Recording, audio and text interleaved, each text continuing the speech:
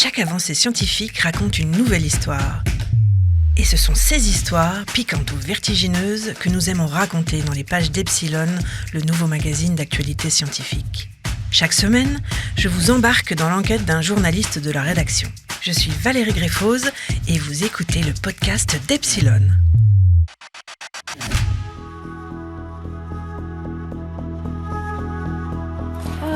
Tu te souviens du bon vieux temps? Quel bon vieux temps? Avant-hier, la semaine dernière, quand il y avait encore des arbres partout et que le sol tenait encore sous nos pattes. Bon, regardons les choses en face, le tableau n'est pas brillant.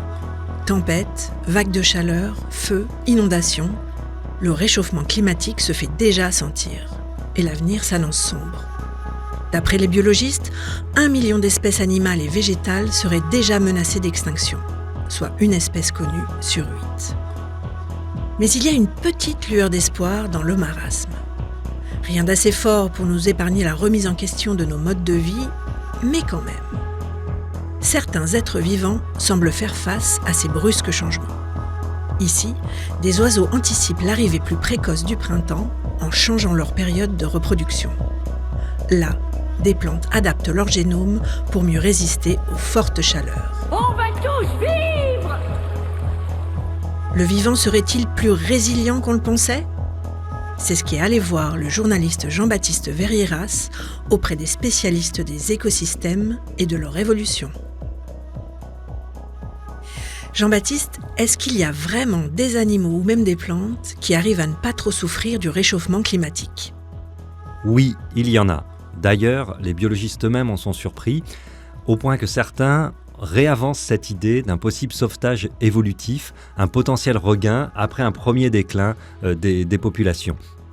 Quoi qu'il en soit, aujourd'hui déjà, l'étude de certaines espèces menée par des écologues et des biologistes de l'évolution montre que certaines espèces sont capables de s'adapter plus vite qu'on ne le croit et plus vite qu'on ne le pensait. Et peut-être même à la vitesse à laquelle court le changement climatique. Par exemple, dans le nord-est des États-Unis, des chercheurs ont observé que des élans avaient changé leur habitude pour faire face au réchauffement et s'abritent à présent dans les forêts pour se rafraîchir lorsqu'il fait trop chaud et ont appris à brouter la nuit plutôt que le jour pour éviter les fortes chaleurs. En Europe aussi, des botanistes ont observé que des chênes commencent déjà à modérer leur croissance dans les régions les plus chaudes pour s'économiser. Alors c'est la seule chose qui compte dans la vie? Juste de survivre? Mais comment parviennent-ils à s'adapter à des changements qui sont finalement assez rapides ? Via ce que les scientifiques appellent la plasticité. Alors pour mieux comprendre ce concept, on peut prendre l'exemple de l'adaptation spectaculaire, ces 30 dernières années, d'une écrevisse qui s'est échappée d'un aquarium et qui aujourd'hui vit dans les eaux au bord du Japon, de l'Europe ou de Madagascar. Et ce qui est surprenant, c'est que ce crustacé ne se reproduit que par parthénogenèse. Autrement dit, toutes les écrevisses marbrées qui vivent dans le monde aujourd'hui partagent le même génome, ce sont des clones. Et ça, c'est incroyable parce qu'avec le même génome, toutes ces écrevisses ont été capables de s'adapter à différents environnements, de modifier leur morphologie, leur couleur, leur comportement en fonction de là où elles vivent. Et ça, c'est ce que les scientifiques appellent la plasticité. Et c'est cette plasticité qui pourrait permettre aux animaux de faire face au changement climatique, en tout cas à certaines espèces, et de gagner du temps, on l'espère. On a déjà quelques exemples. J'évoquais des élans du nord-est des États-Unis tout à l'heure. Il y a aussi, par exemple, les mésanges, plus près de nous, dans le sud de la France, qui ont commencé déjà à avancer leur saison des amours pour pouvoir coller à l'arrivée plus précoce du printemps. Et avec 3 degrés de plus? Oh, je préfère m'arrêter là. À Montpellier, Anne Charmentier, du Centre d'écologie fonctionnelle et évolutive, s'intéresse justement à l'avancée des dates de reproduction des mésanges bleus et des mésanges charbonnières. qu'on fait, c'est qu'on essaye de comprendre comment les oiseaux répondent au dérèglement climatique et notamment au réchauffement, mais aussi aux événements extrêmes. Donc les oiseaux se reproduisent de plus en plus tôt lorsque les printemps se réchauffent. Eh bien, on essaie de comprendre si cette avancée de ce qu'on appelle la phénologie, le calendrier des événements de reproduction, est due à une évolution génétique de la population ou est-ce que c'est expliqué par des réponses individuelles, c'est-à-dire que chaque oiseau sait ajuster sa reproduction en fonction de la chaleur printanière. Alors, ce qu'on a observé dans nos populations de mésanges bleus et de mésanges charbonnières, c'est des avancées des dates de reproduction très substantielles, de l'ordre de 2 semaines sur un demi-siècle. Mais en fait, la capacité à être plastique, donc la capacité d'un oiseau à percevoir dans l'environnement des indices qui vont lui dire est-ce qu'il faut se reproduire plus tôt ou plus tard en fonction de la chaleur printanière, eh bien, cette capacité est variable entre les individus et elle pourrait se transmettre. Et on commence à avoir des études qui montrent que le changement climatique induit une sélection naturelle qui va favoriser les individus les plus plastiques. Donc on essaye maintenant de construire des modèles un peu plus complexes qui montrent à quelle rapidité cette plasticité pourrait être sélectionnée et transmise d'une génération à une autre pour en gros obtenir des populations d'oiseaux, puisque c'est ça que j'étudie, qui sont de plus en plus plastiques et qui arrivent à répondre plus rapidement aux changements de température d'un printemps sur l'autre.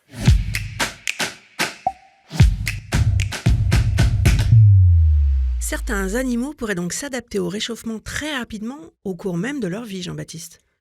Oui, Valérie, et c'est une prouesse adaptative remarquable. Elle serait rendue possible par un jeu subtil articulant la sensibilité des êtres vivants aux changements environnementaux, et ce grâce à des mécanismes dits épigénétiques, c'est-à-dire des petites modifications qui permettent de réguler différemment les gènes. Les scientifiques travaillent encore à éclairer ces liens entre plasticité et épigénétique, mais ce qui semble acquis, c'est que les modifications de l'environnement induisent des épimutations, c'est-à-dire des petits changements dans la manière dont les gènes vont s'exprimer, et que la plasticité des êtres vivants découlerait de ces épimutations en lien avec l'environnement. Ces espèces sont désespérées. Pardonnez-moi, Spam, mais votre mari a raison. Vous savez, toutes les évolutions ne se valent pas. Cette plasticité pourrait-elle être suffisante pour leur faire gagner assez de temps sur le thermomètre ? Alors, ça ne marche pas pour les changements très brusques, très extrêmes comme des vagues de chaleur, des inondations, des tempêtes, qui pourraient bien être la marque, hélas, des prochaines décennies. Et même dans le cadre d'un changement climatique progressif, toutes les espèces n'y parviendront pas. Toutes les espèces n'ont pas cette même capacité de plasticité.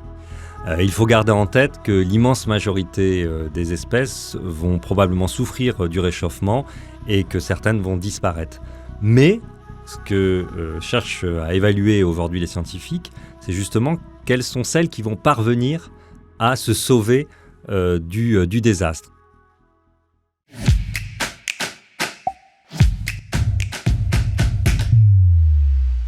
Quelles sont les espèces qui réagissent le plus vite au réchauffement climatique ?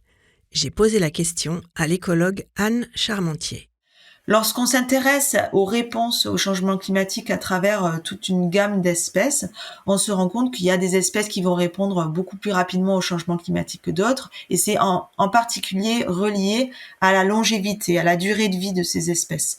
Notamment pour la réponse génétique, bien entendu, eh bien pour qu'il y ait une réponse génétique au niveau de la population, il faut qu'il y ait une hérédité des caractères entre les différentes générations. Et donc forcément, des espèces comme les moustiques vont pouvoir avoir une réponse génétique beaucoup plus rapide que des espèces comme les éléphants où le temps de génération est beaucoup plus long. On a également combiné des données qui viennent de différents taxa, donc de différents types d'espèces, que ce soit des insectes ou des mammifères, des oiseaux, mais aussi pas que des animaux, mais des plantes.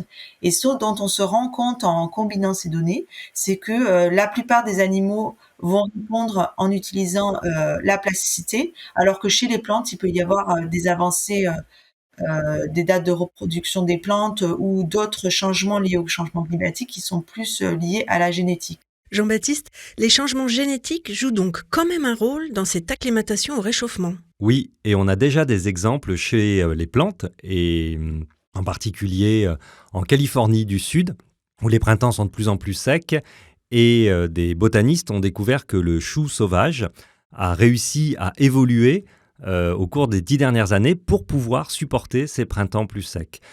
Qu'est-ce qu'il s'est passé ? Des mutations ont permis à ce chou de fleurir plus vite dès les premières pluies de décembre-janvier, avant que la sécheresse ne perturbe ou n'interrompe son cycle de reproduction. C'est donc une évolution génétique extrêmement rapide, et c'est ce que les scientifiques appellent un sauvetage évolutif en tant que tel. Et ce sauvetage évolutif peut exister aussi chez certains animaux, comme par exemple les puces d'eau. Ce sont des petits organismes qui vivent dans l'eau douce et dans les lacs, par exemple. Et les scientifiques ont également récemment découvert qu'en à peine 50 ans, ces petites puces d'eau avaient su évoluer pour s'adapter à la hausse des températures des eaux douces. Ça, c'est quand même une surprise pour les écologues et pour les biologistes de l'évolution. Une surprise de voir que lorsque des plantes ou des animaux sont soumis à des fortes pressions, ils sont capables d'évoluer aussi rapidement et bien plus rapidement que ce que pouvaient imaginer jusqu'alors les scientifiques.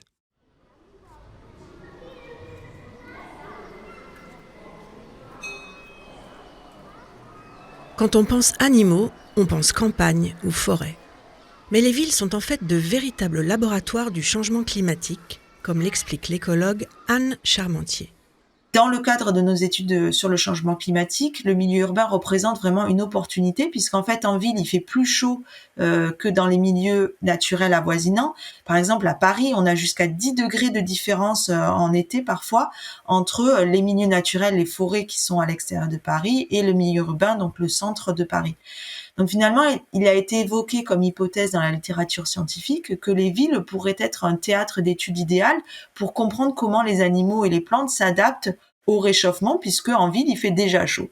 Donc c'est quelque chose qui va vraiment, je pense, prendre de l'essor dans les années qui viennent, utiliser la biodiversité en ville comme des cas d'études pour comprendre comment ces organismes s'adaptent à des températures plus élevées.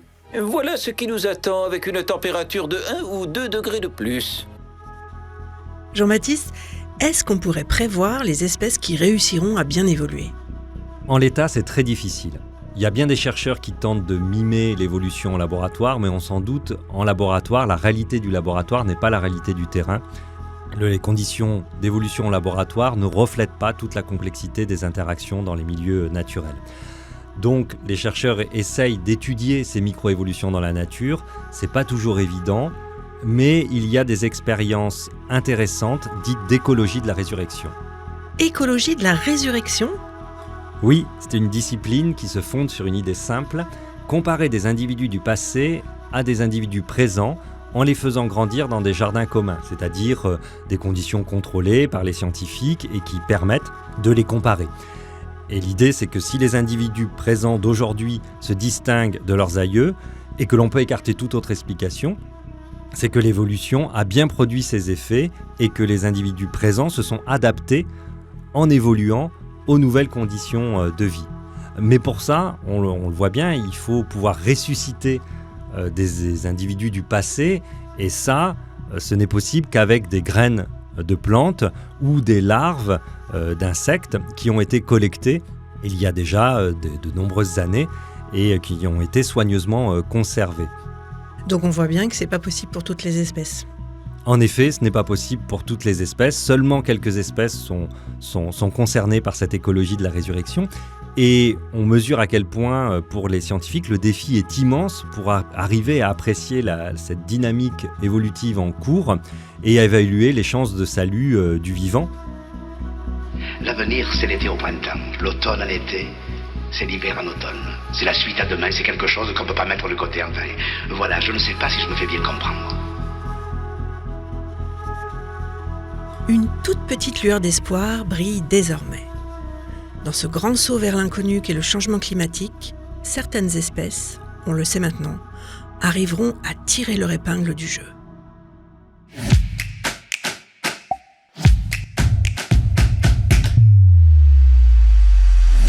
Vous venez d'écouter Histoire de science. Pour aller plus loin, vous pouvez lire l'article dont est tiré cet épisode et bien d'autres encore dans Epsilon, le nouveau magazine d'actualité scientifique.